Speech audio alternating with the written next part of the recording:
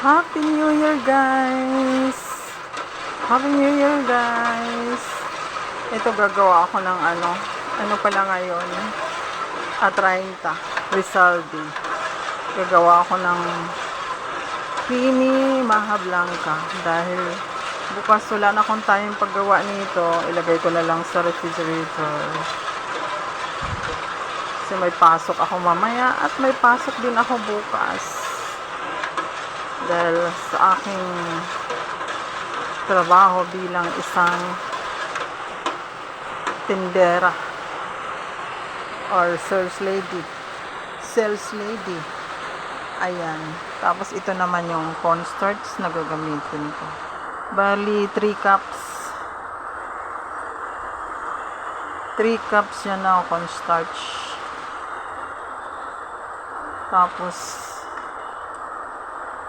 ito lang ang mga ginamit ko, guys. 1 kukumama. Tapos kondensada. Yung evap. Condense ulit, dalawang condense, dalawang evap. Yan ang aking mga ingredients. Tapos 1 corn, whole corn. Tapos itong creamy corn. Ayan, creamy corn. Tapos ganyan siya kadami. Tapos nilagyan ko na siya ng kalahating kilong white sugar. Depende sa inyo kung anong gusto niyo tamis.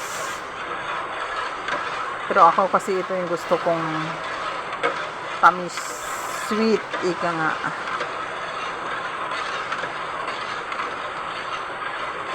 Ang aking cornstarch 3 cups o 3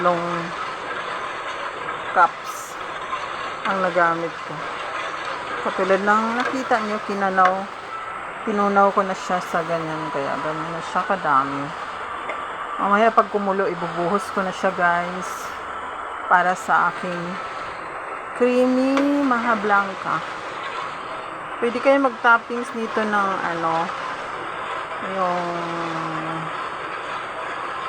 yung gata ng niyog na, tapos pwede rin namang cheese on top ng cheese, ginadgad na cheese sa maha blanca. Pero ako cheese na nalalagay ko.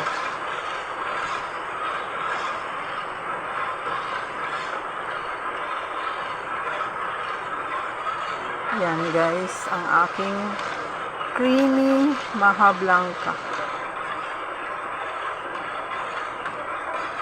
Yan, haluin lang ng haluin. Once na kumulo na siya, mamaya ibubuhos na natin yung cornstarch.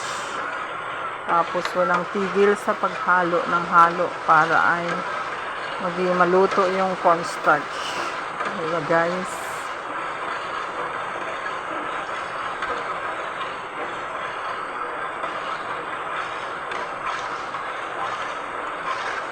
Mas gusto ko talagang magluto ng maha blanca kaysa bumili. Kasi nung nakaraan may natikman ako ng maha blanca, hindi talaga siya masarap. Sorry doon sa nagtitinda, nagpapa-order.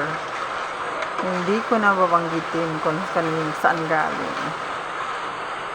Masarap talaga itong sariling gawa para hindi mo titipirin. Right, guys? Happy New Year to all! Welcome 2025.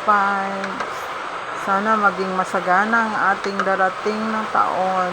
Wala magkakasakit sa atin, lalo na sa ating mga pamilya. Higit sa lahat, ilayo kayo sa disgrasya at malubhang karamdaman. O Lord, bantayan mo po kami ngayong taon at sa sunod pang mga taon, Lord. I-guide niyo po kami, Lord. I-guide niyo po ako, Lord. Dahil ako ngayon ay 57 na. Malayo-layo pa ang aking lalakbayan, Lord. Gabayan mo ako, Lord. Kailangan ko ang inyong guidance, Lord, sa pang-araw-araw kong trabaho. Bye for now. Mamaya ibubuhos ko na ang cornstarch. Tapos hindi na natin siya titigilan sa paghalo hanggang sa maluto ang cornstarch. Yan guys. Bye bye. Thank you for watching. Please, please, please follow me. Keep following. Thank you guys. Bye bye. Bye. Happy New Year everyone.